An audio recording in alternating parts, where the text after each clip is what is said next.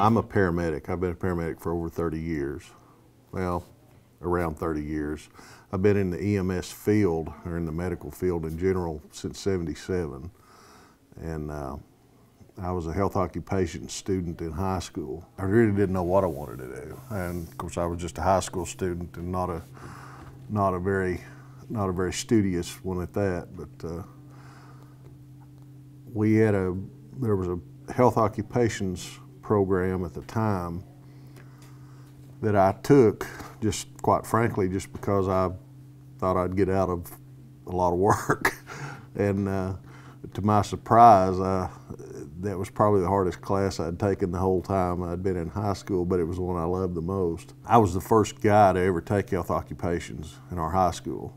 I caught a lot of grief over that, but for a little while, but I'd just smile at them, because being the only male in the class, there was about 14 other girls in the class, but our instructor, I got to be the guinea pig a lot of times, but all the girls got to give me a bed bath.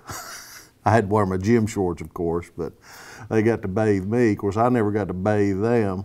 I always had to bathe Miss Chase, the dummy, but I protested about that on a regular basis, but it didn't do me any good.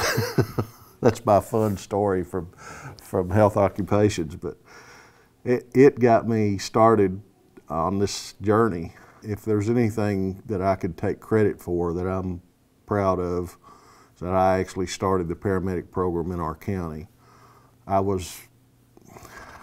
didn't set out to be the first to be things, but it just kind of worked out that way, I guess. But I was the first paramedic that we had here also, and I did not start the ambulance service system. That was already in place, but I did start the paramedic program. And so I guess if there's anything I can take credit for, it would be that. And it's going strong today. They have several paramedics in the county, and they do good work, and they have good protocols, and they provide a great service here for our community. In our society today, it seems like nobody has time for anything anymore. You're constantly running, and you just have to make time. Number one, you have to want to do it. It's like anything else in life. If you really want to do it and want to go to class and pursue whatever you're pursuing, you will do it. You'll make time. It'll work out. You know, I made the dean's list for the first time in my life, and the only reason it got put in the paper is because I was actually a full-time student. They don't post it unless you have a minimum of 12 hours.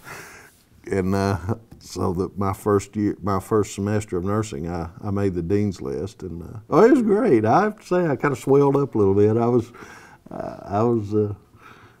I was happy about it. I had no idea. I didn't even know I'd made it. You know, of course, they don't post it until after a few months after you're already into your next semester before they even put those out. And so